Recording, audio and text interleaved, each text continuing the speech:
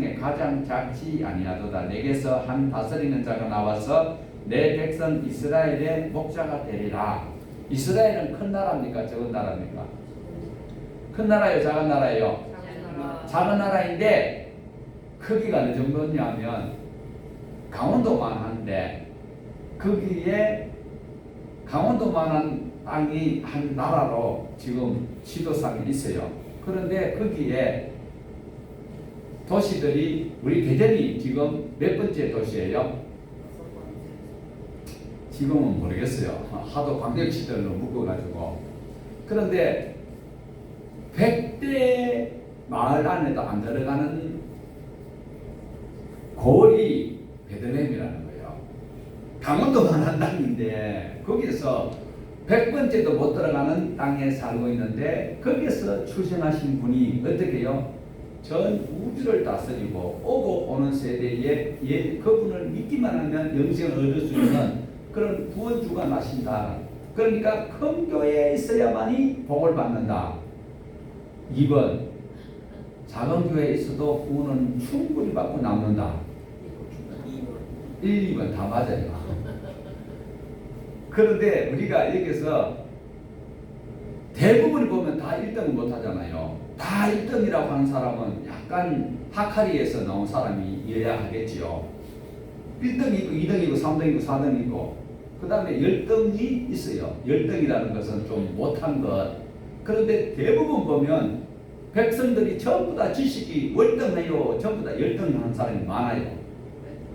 전부 다 머리가 되고면 그거는 괴물이잖아요. 그런데 대부분 모자라고 필요로 요구하는 사람들이 많은 그곳에서 하나님이 사용한 일꾼이 많다라는 거예요. 특별하게 잘하고 하는 사람은 머리 빡빡하고 탭이 나가지고 그런 거 하나님 뭐 깡패 하나님이라는 거 대랑말려 소리 하는 그런 사람들 못 써요. 그냥 수수하게 성경에 기록되어 있는 예수님이 나의 구세주인 것을 고백하고 주어진 삶의 현장 속에서 중앙시장에 가서 깻잎을 삭혀가지고 팔고 그러면서도 그 돈 열에 하나를 구별하여 하나님께 드리면서 이것이 얼마나 되겠사옵나이까 하고 드리는 안드레의 손에서 주님의 손을 옮겨 들어갈 때에 500의 기적이 일어나는 이런 역사가 일어나는 것이지 재벌들이 기부해가지고 온 백성들 아니에요. 우리 옛말에 가난한 나라님도 못 먹이 살린다고 했어요. 그런데 우리 예수님은요 하늘에서 주는 산 떡인데 그 떡이 어디서 만들어졌어요? 베들레헴에서 출생을 하셨는데 그 떡은 먹어도 아무리 먹어도 모자람이 없어요. 그것이 어디에서? 큰 도시 작은 도시 100대 마을에도 못 들어가는 그 마을에서 예수님이 출생하셔서 크게 쓰임받았다면 오늘 우리 용환이도 우리 경민이도 이렇게 쓰임받을 수 있는 훌륭한 일꾼이 될 수 있다는 것 축복으로 받아들이시기를 바랍니다. 자, 그러면 우리 그렇게 쓰임받기 위해서 100대 마을도 안 되는데 강원도만한 땅에 거기에 있던 예수님이 오시는데 그 모습은 어떤가? 어디서 기록을 하고 있을까요? 구약의 이사야서에 기록을 하고 있습니다. 9장 6절에서 7절인데요. 이건 우리가 같이 찾아보십시다. 이사야 9장. 이사야가 신약에서 찾으면 그는 신천지가 욕을 얻어먹습니다. 자, 이사야가 신약에 있다 구약에 있다 그는 자기가 알아서 신앙의 경륜으로 빨리 찾았어요. 3초 드리겠습니다. 3초 땡. 9장 6절에서 7절 시작. 이는 한 아기가 우리에게 낳고 한 아들을 우리에게 주신 바 되었는데 그의 어깨는 정사를 메었고 그의 이름은 기묘자라 모사라 전능하신 하나님이라 영존하시는 아버지라 평강의 왕이라 전명하십니다. 자, 여기에서 특정한 단어가 눈에 띄죠. 정사라는 것이 무엇일까요? 정사를 메었고 그의 어깨는 정사를 메었고 이거는 통치자, 지배자, 바로 하나님께서 하나님의 나라를 세우는 지도자, 통치자로 세우신다는 의미입니다. 그리고 두 번째 단어 그 이름은 기묘자라. 기묘가 무엇일까요? 경이로움, 기적, 이적, 인간의 과학으로 해석하지 못하는 그런 기묘한 기이한 일을 행하실 인간으로 예수님이 오셨다라는 것을 말씀합니다. 예수님이 그러면 기묘한 것이 무엇입니까? 신묘막측한 것이 무엇입니까? 바로 예수님이 예언하신 것이 신묘막측한 기묘다. 그러면 예수님이 탄생한 것이 기묘지요. 아버지 없이 탄생할 수 있다는 것이 기묘한 것이지요. 그리고 예수님께서 한 말씀 말씀하시는 그 말씀이 기묘입니다. 그리고 왜냐? 예수님이 하나님이 천지 만물을 무엇으로 만들었어요? 말씀으로.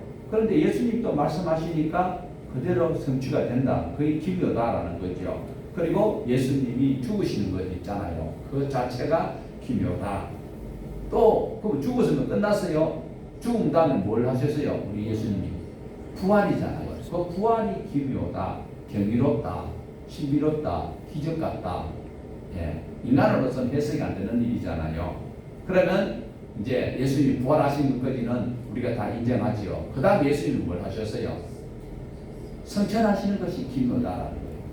그러고서 끝나버리면 우리는 스펀지가 되고 말아요.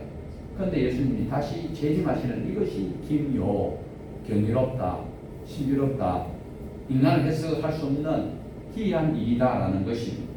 그 다음에 세 번째로 모사라는 단어가 나오고 있습니다. 모사하면 우리 어감의 뉘앙스는 안 좋게 느껴질 수 있습니다.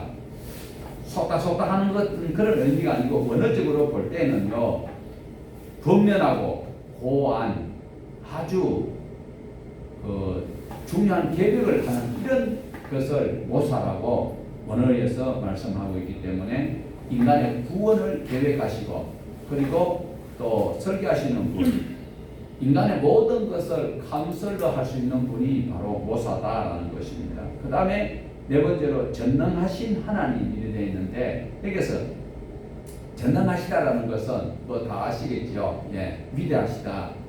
또 강압적으로 모든 것을 할 수 있는 분이 전능하신 하나님이시다라는 것이죠. 자, 이 전능하신 하나님을 누가 고백을 했는가 하면 한나가 고백을 한 적이 있어요. 사무엘상 2장 6절에서 7절에 보면 여호와는 죽이기도 하시고 살리기도 하시며 음부에 내리기도 하시고 올리기도 하시는도다. 여호와는 가난하게도 하시고 부하게도 하시며 낮추기도 하시고 높이기도 하시는도다. 이게 전능하신 하나님 하시는 거예요.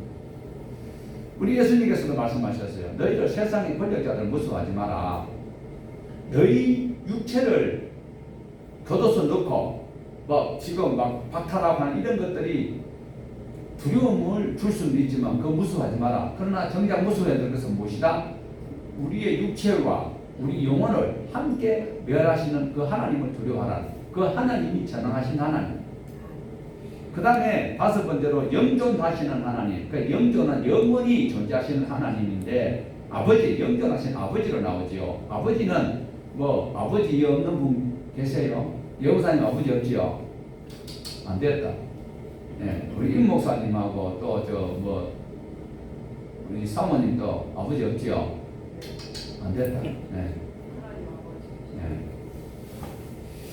자, 아버지는 다 아시니까 영원히 살아계시는 존재하시는 아버지를 말씀을 하고 있습니다. 그런데 실제로는 예수님을 소개하는데 이렇게 말씀하거든요. 이거는 삼위일체에 대해서 조금 어폐가 있는 것 같이 느껴지지요.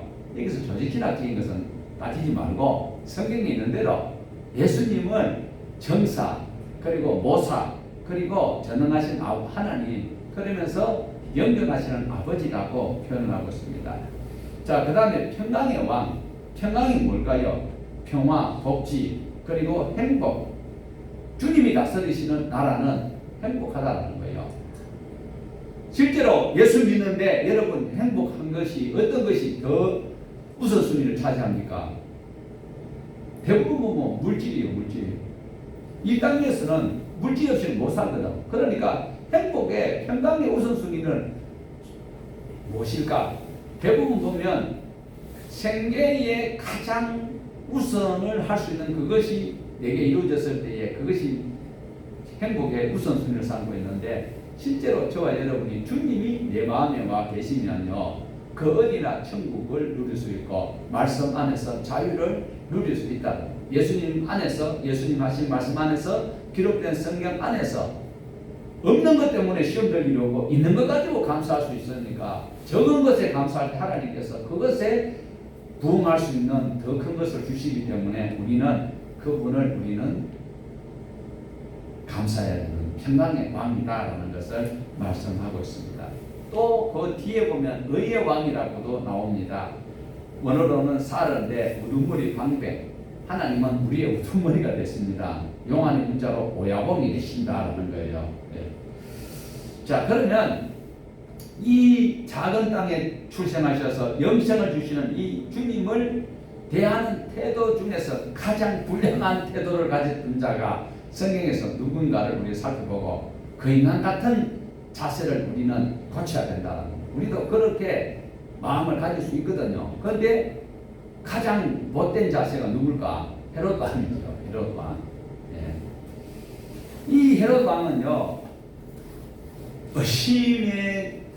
의심과 살인과 노망 걸린 사람이라고 표현할 정도로 의심이 너무 많아요. 자기 왕권에 도전하는 자기 자식들을 다 죽여버려요.